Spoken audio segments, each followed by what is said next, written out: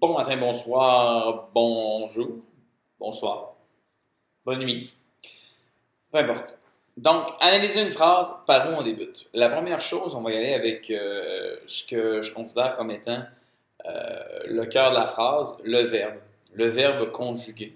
Si évidemment on est dans une phrase élaborée, une phrase complexe, il se peut qu'il y ait plus qu'un verbe conjugué. S'il y a plus qu'un verbe conjugué, il est fort probable de penser que on va avoir aussi plus d'un groupe sujet, etc., etc.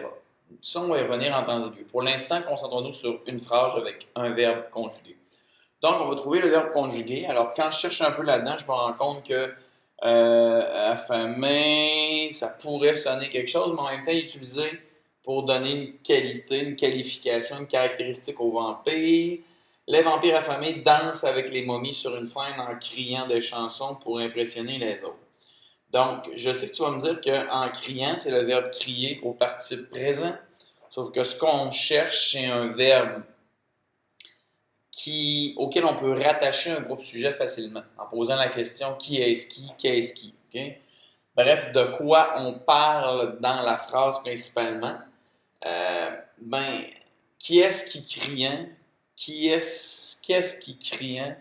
Donc, ça sonne drôle, puis on n'a pas vraiment de réponse claire. Alors que si je vais clairement dire danse, c'est le verbe danser au présent. Qui est-ce qui danse?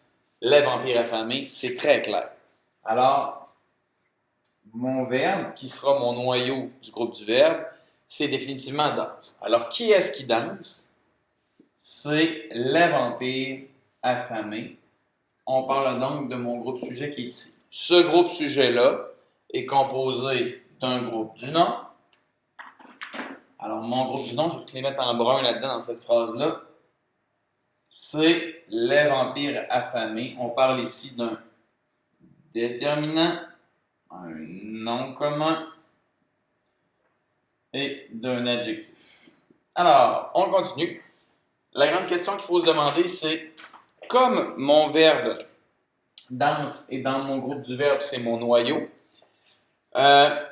Qu'est-ce qui va être dans mon groupe du verbe? Qu'est-ce qui est essentiel à ma phrase? Et qu'est-ce qui ne l'est pas? Qu'est-ce qui fait partie d'un groupe complément de phrase, un groupe qu'on peut déplacer, qu'on peut effacer?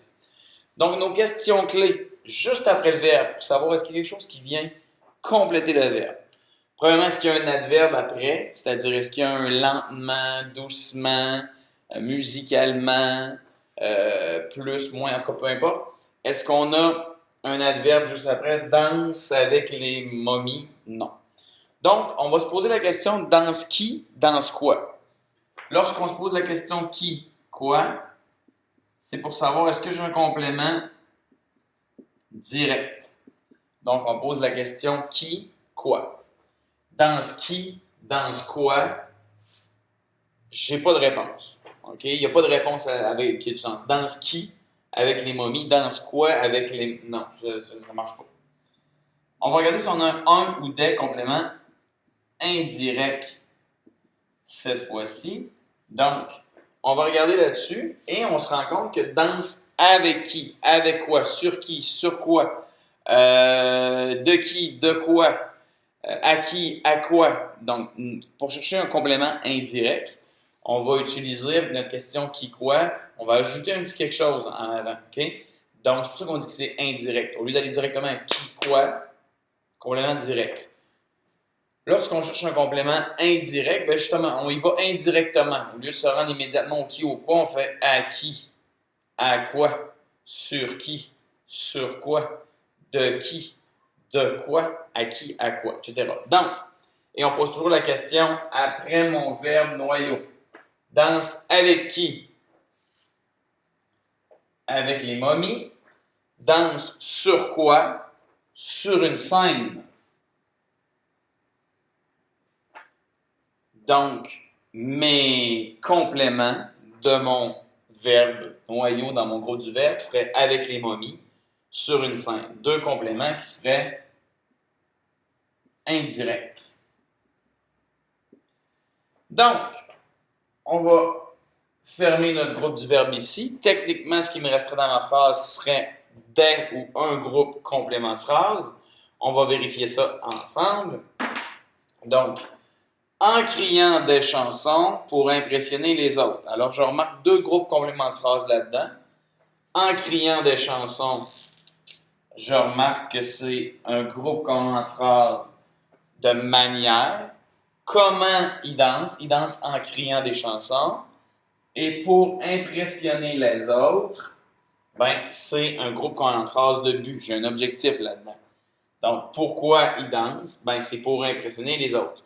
Tu vas te rendre compte que ces deux groupes compléments de phrases-là, je peux les déplacer où je veux dans ma phrase, au début, à la fin, au milieu, et je peux les éliminer parce que le cœur de ma phrase, c'est de dire que les vampires affamés dansent avec les momies sur une scène.